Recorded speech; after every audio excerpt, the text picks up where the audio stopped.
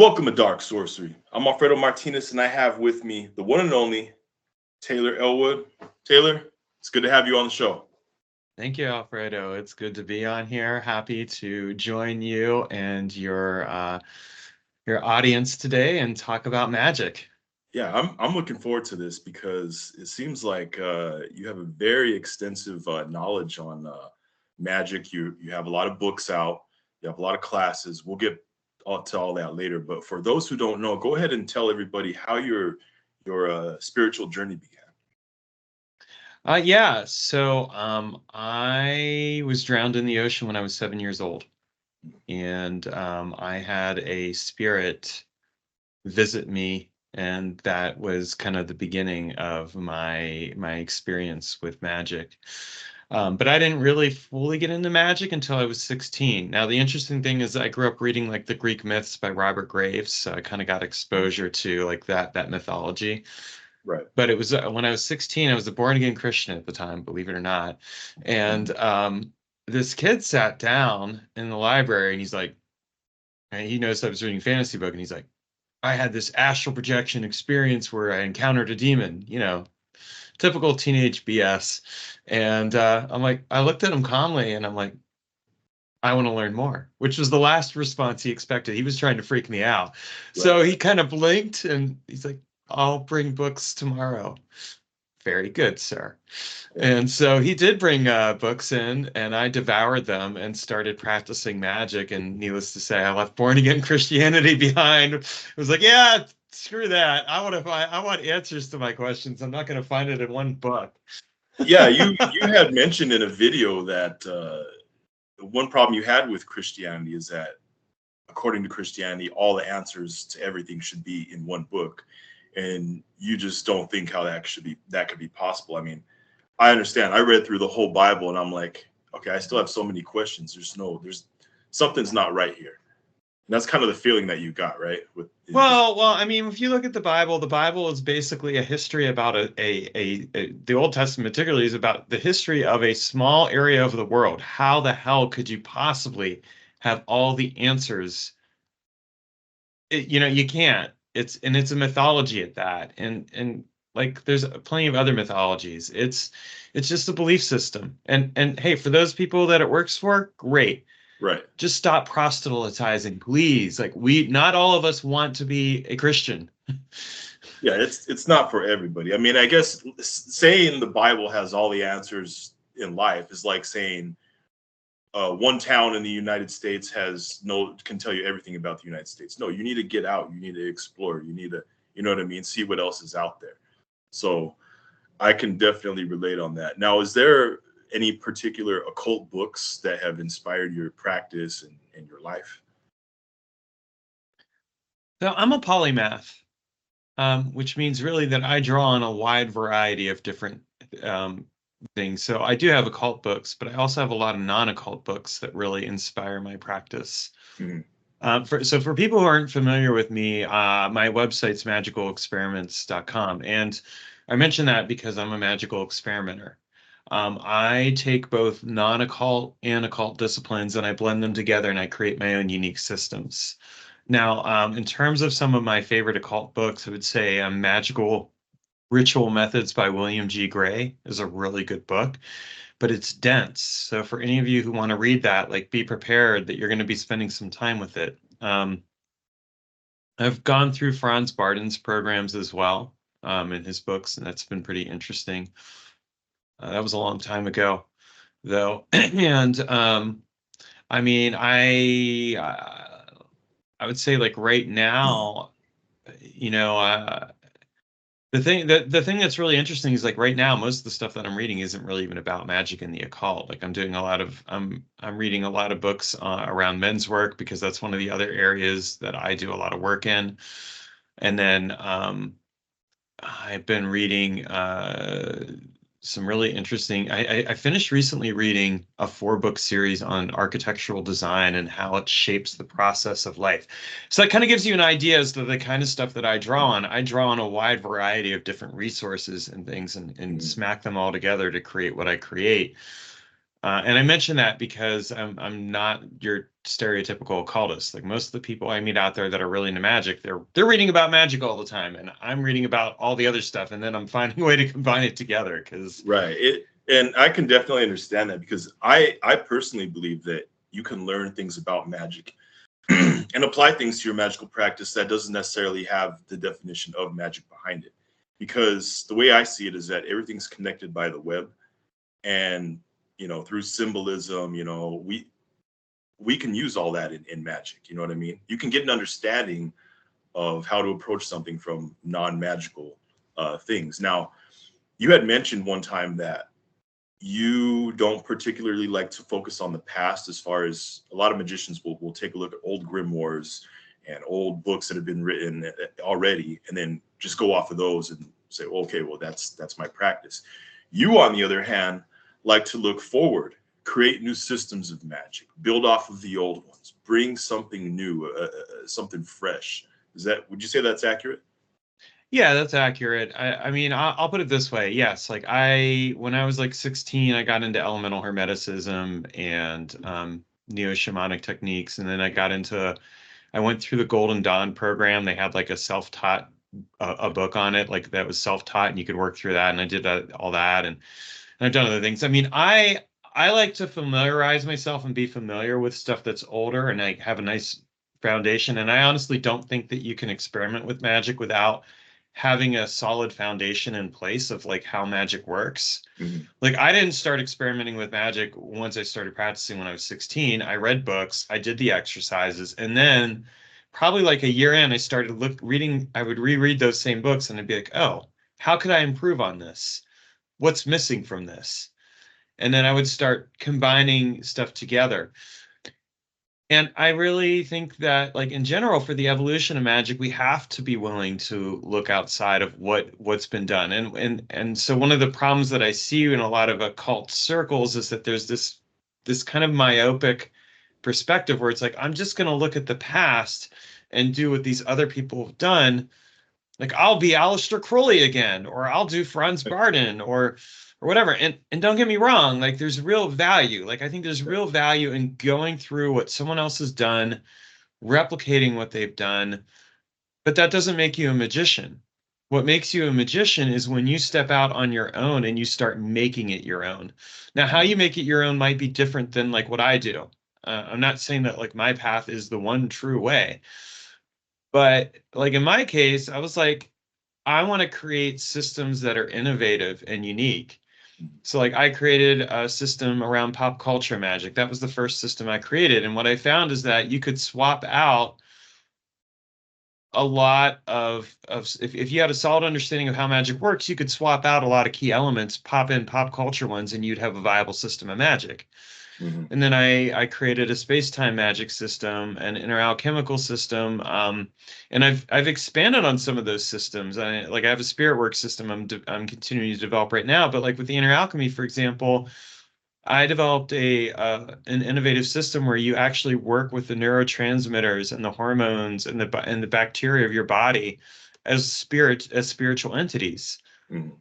And a lot of that was just taking like neuroscience and then combining it with path working and meditation and energy work. And I wasn't the first person to do this, but I was the first person to really go in deep with it and go into a different direction with it. You know, so I think that a lot of times what I see is that is with magic is let your curiosity lead the way. I think that's the Right. best thing. I have a saying which is challenge what you know to discover what you can learn. And so it's like if you want to develop your own really nuanced appreciation for magic, be willing to challenge what is known to discover what you can learn. And that means don't just stick with the tried and true. And some people they will. And hey, okay, great. I'm not going to knock them for that. If that's what they want to Right. do, that's what they want to do. But I think that if you really want to become a magician, you have to be willing to step beyond what other people have done and make it your own. And whatever that looks like, it's got to be something that's personalized to you. I agree. I feel that spells tend to have more of an effect if it's written by you, if it's thought up by you. And one thing that you like to emphasize to practitioners is that you're going to make mistakes. I mean, it really, it's a trial and error thing as far as learning goes. You know, you might do a spell wrong and maybe need to tweak it a little more because it didn't work out right, or something in your life messed up. Well, then, okay, just go ahead and dust it off and then learn and then redo it and then get things aligned. You know, just know that there's no way to not make mistakes. Did you say that's true? Yeah, because I think anyone who presents themselves, anyone who says that they've never made a mistake with magic is bullshitting you. I'm not here for that. Like, I have made plenty of mistakes in my magical life, and As a lot. and sometimes those mistakes have even been successful results, like where I got something I wanted, but You it didn't know turned you out that I wanted. really didn't want it after all, and it Yeah. was like, oh, that blew up my life in a way I didn't Yeah. like. Yeah. And I have a book in a class actually on how to troubleshoot your magic, which goes into that, because I really take the time to also look at, like, why isn't your magic working and stuff. Really, also for me, it was interesting. The first 10 years of my magical practice, and I've been practicing for about 32 years at this point, just to give people context at the time of this recording. I spend a lot more time trying to get results to fix problems. Like, a problem would come up, magic would be my go-to. Need a job, magic's my go-to. Do this and that, and hey, that's great. That's like what you do, like when you're first getting into magic. Like, you're like, oh my gosh, I can do all these amazing things. Yeah. But I didn't realize at the time, like, how much I would sometimes get results and they'd stick around for a little while and then they'd go out of my life because I wasn't ready inwardly for those results. I hadn't changed myself from the inside out. Instead, I tried to change everything from the outside in. And the best advice I would give to anyone, if they're serious about applying magic to their life, is figure out what you want for your overall life. Create a life design path where you're like, what do I really want for my life? Where do I want to be by the time I die? What do I want to have experienced? What adventures do I want to go on, et cetera, et cetera. And for a lot of people, they don't even think that far ahead, but really try to think that far ahead and then start applying magic toward that. And what you'll find is that the need to do more overt acts of magic significantly decreases the more you get focused around what you want to build for your life. But when you need to do that magic, you get a lot better results, because what you're doing is you're becoming magic instead of just doing magic. Mm-hmm. But if you need to troubleshoot, that's where you take a look and you're like, well, what went on here? And I guarantee you 9 times out of 10, it's because you didn't change something within yourself. You weren't ready for it. Yeah. Yeah. 100%. And you had mentioned something just now that I heard you quote before. And you said some people are so focused on doing magic, they're not focused on being magic. You know what I mean? That is so important. Can you expand on that? Yeah, so what I find is that a lot of times, like, somebody will be like, like, I need to manifest this specific result in my life. And so they'll do magic to get that result. And then after that, they just kind of like, okay, I'm going to go on with my life. And they're not really living a magical life. They're doing magic when something comes up as a way to fix something. And that's not a powerful approach to magic. That's a reactive approach to life. Mm-hmm. And the way I approach life is, you have your events and you have your responses and you create the outcome from that. So an event occurs, like we all have events occur in our lives. We don't have control over those events per se, but we do have control over our responses. And this actually ties into a core principle that I apply both in men's work and magical work, which is around responsibility. We take the word responsibility and break it into 2 words. We have response and ability. I have the ability to respond. Well, that's really important, because then I can consciously choose the choices I want to manifest. And if I can consciously choose the choices, then I can create the outcome. The event may not be ideal, but I can still create an outcome that turns it into an opportunity. Mm-hmm. And so the way that I look at it in terms of being magic is being tapped into and connected with yourself, your presence. It's also being connected with the world around you and the spiritual forces that you work with. And it's understanding how all of that creates the experiences that you're having. Mm-hmm. And then it's learning how to adapt and adjust those experiences so that you get the outcome that you want. And you're constantly living in that flow. Like, when I'm brushing my teeth, I'm doing magic. When I'm cleaning my house, I'm doing magic. Am I pulling out a wand and a dagger and all that other stuff to do it? No.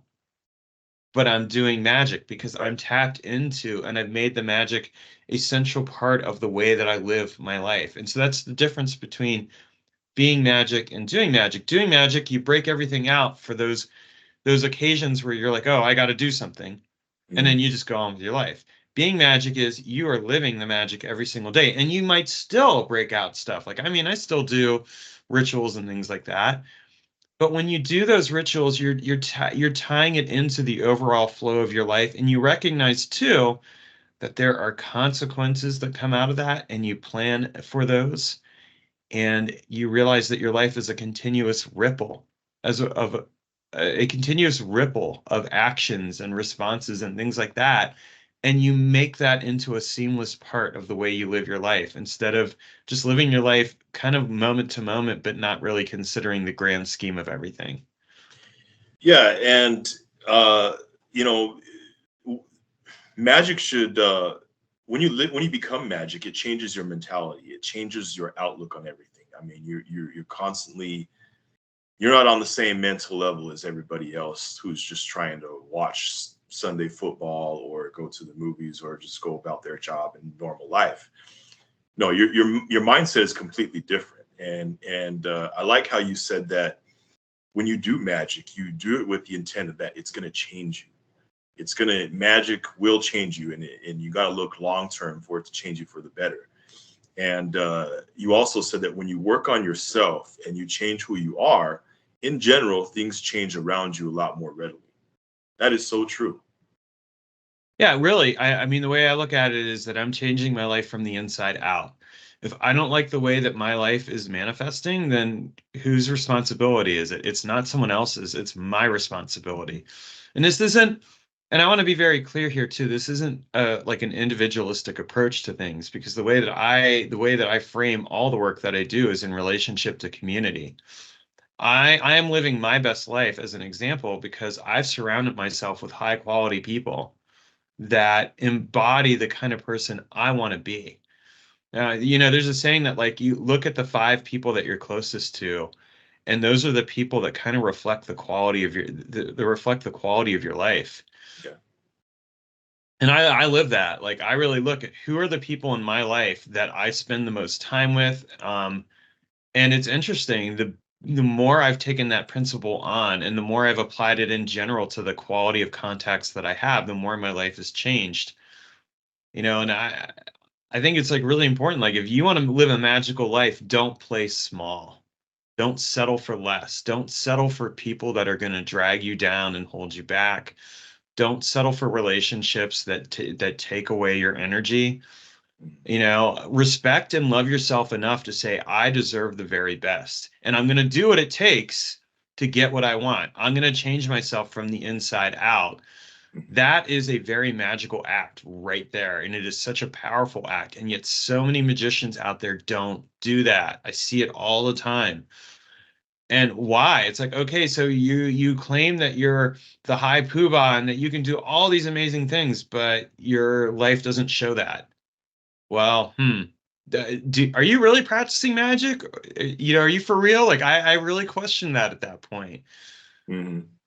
Yeah. And you had also mentioned about something, reasons why magic doesn't work sometimes. Like, take for instance, someone can do a spell, and then you do it the same way and follow all the same steps, but yet it doesn't work out for you.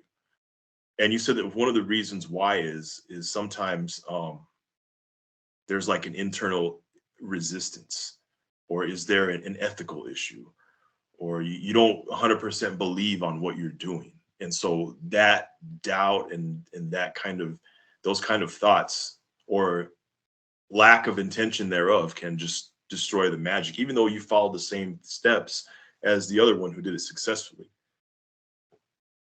Yeah, well, that's just it. Like that's absolutely it. Because if you're not in alignment with who you truly are, you will fuck shit up Yeah. for yourself. And I mean, and here's a great example of that. I'll even share that with my own personal life. And this is a recent example, a recent mistake. So like this is, like yeah, I'm talking about all this stuff, and I'm actively continuing to apply and work on myself here. Like just because That's the thing. I had somebody in my life recently. I broke up with her, but when she was in my life, one of the things that I had done, like a month into the relationship, I wrote her name in a book of manifestation, and I didn't tell her about it. So I did it without her consent, which was not necessarily the right way to approach things. And I won't say that. Here's what I'll say about that relationship. It didn't work out, and there were a variety of reasons it didn't work out. But one of the things that really stood out to me as to why it didn't work out on my end was that I had done that from a place of neediness. I had not done that from a place of respecting myself. So when I look back on it afterwards, I'm kind of like, wow, okay. Yeah, I got this person into my life. We had already started dating and everything else, but then the relationship, there was a magical pressure on the relationship. And it doesn't mean that everything that happened was all my fault or anything like that. Like, there's some things I'm responsible for. There are things that she's responsible for. This is called life. We're adults, etc. And hopefully we all take responsibility for our end of things. But it's a good lesson. Like, why are you even doing the magic that you're doing? Like, really sit with that. Like, where is it coming from? If I'm doing something, am I doing it in shadow, for example? Like in this case, I did that in shadow. I didn't tell her about it until later on. Why did I do that? I was operating from a place of neediness, codependency. And so that sabotaged that relationship. It wasn't the only thing that sabotaged that relationship. There were other issues there. And really, when I reflect on it, in a lot of ways, that person and I were meeting each other at the level that we were both at. Like there were things in her life where she was kind of needy and etc. So we met each other at the level that we were at. And then as things changed and as we both worked on ourselves and did some things, we kind of worked on ourselves on the inside out. And so we worked ourselves out of each other's lives. Right. And that's fine. We evolved and grew. And that's an example of how, like, even with magical work, a lot of times people do magical work to keep things the same. Let that go. Like, change is a constant. You're not going to have things stay the same. Instead, you have to grow and adapt and evolve. And I share that as a recent example of a mistake I made. Like this happened, like over a year ago, but within the last couple of years. I share that as an example because like that was one of the things that spurred on the impetus of some of the changes that I've been manifesting in this year. Because it was kind of like, I don't want to be that guy again. Yeah. I want the best quality relationships. I want other things in my life. I'm not going to settle for less. So I started really working on changing myself from the inside out yet again. And I've done this multiple iterations. This isn't this isn't a once and done kind of process. This is a lifelong process. But the more you do it and the more you focus on yourself and on becoming the best possible person you can be and applying magic and applying other things to that, the easier your life gets. That I will share with you because I've found that my life is consistently getting better and better and better because I'm continuing to level up who I am and how I want to manifest the magic in my life. Yeah, one thing that ties into that you had said is that you need to understand the magic that you do. You'd said one time, don't do what you don't understand. That's very but because what I find a lot of times is that okay, somebody's gonna like do a candle magic working and they'll grab like a spell book and a lot of times with these books they aren't they aren't written in a way where it explains like, well, this is why you do it. right. Well, okay, if you don't know why you're doing something, then don't do it because it's not going to work that well. And I know some people are of the school of thought, well, just do magic.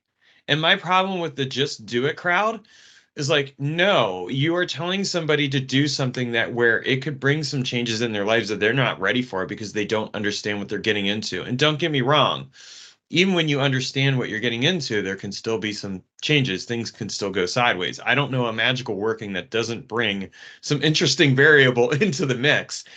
But if you know what you're doing, you can kind of be like, oh, okay, I know what's going on here. I can plan for this. I can adapt to it. But if you do something, you're like, well, why didn't the magic work? Well, I didn't understand why I was doing this particular activity. Well, then strip that activity out of the working. Always operate from the place of least resistance and really from the place of I know what I'm doing and why. Because when you know what you're doing and why, then it's easier to track why something didn't work.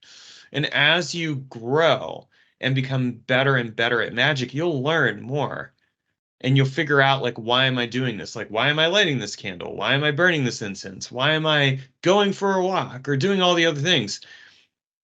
And some people will say, well, why do I have to even answer that question? Why? Mm-hmm. And my answer to that is, if you don't know how to answer that question, you really have no business like trying to do magic, because the honest truth of the matter is you are bringing change into your life. And if you're not ready for that, then you don't have the necessary responsibility to take on that kind of change. Just stay with the status quo at that point.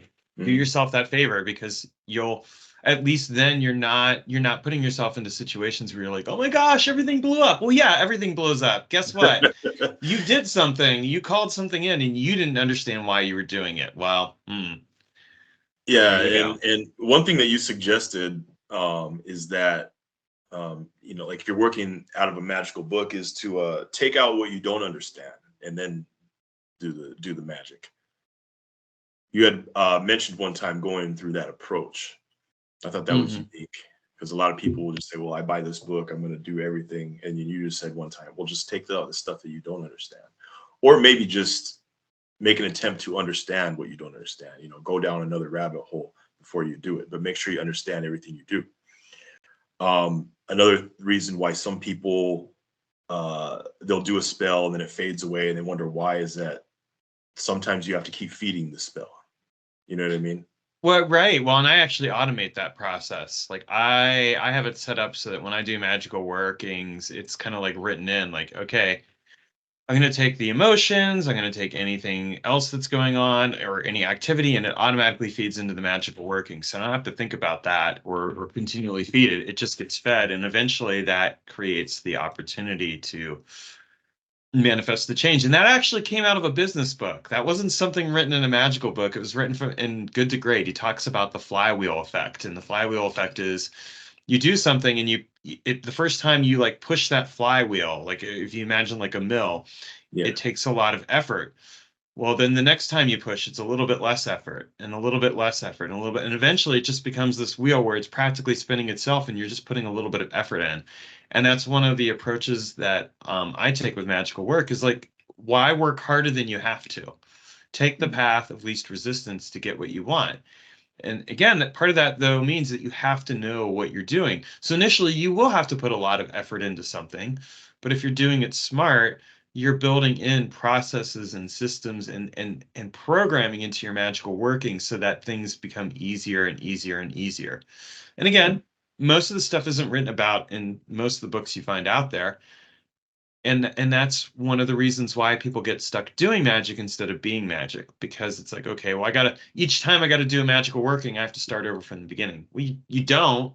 There are ways to make it so that you can build off of that momentum that you already have with pre-existing ones, but it means that you have to take a different outlook to magical working. Now, you mentioned one time, you said in magic, control's an illusion. You'll never be in control. Can you expand on that statement? Yeah. A lot of people get stuck on trying to control instead of influence. And if you look at relationship principles, and this is a great example of how you can take something from a different discipline and apply it to magic. Relationship principles are, if you're in a relationship with somebody, if you try to control them, what happens? Yeah, there's going to be a pushback and it's going to be a big mess. Right. But if you influence them and you're open to being influenced by them, what happens? Then the transition is a lot more smoother. Yeah, it's completely different effect. Right. So apply that to magic. If I'm trying to control everything around me, what am I doing? I'm creating a lot of pressure. I'm trying to put stuff on. I'm actually bottlenecking everything. I'm not going to move things forward. But if I influence the situation, if I apply magic as an influence, it's going to help me to move stuff along. And I'm open to receiving influence and adjusting and adapting my processes, then I can get the results that I want. And this means that I have to be willing to change. This goes right back to that concept. Like if I have a result, let's pretend the result's over here and I'm over here. How am I going to get there? I have to move toward that result, and I have to be willing for the result to move toward me. So there's that influence thing. If I'm like, no, come over, get over here, pulling like a scorpion move from Mortal Kombat, yeah, maybe that'll happen, but then I got to fight, and Yeah. it's a lot harder. And so it's like, and although the fight music is cool, it's not that fun being in The the fight actual music fight. is cool. Yeah. I'm gonna magically fight because the fight music is cool. That's Well, right. That's what I said. Like, if you're gonna do it, at least enjoy something out of it. oh man, that's funny. Now I noticed that you have a strong interest in art, and Mhm. sometimes you like to apply that to your magical practice. I know with a lot of your older videos, you have some of your art posted around.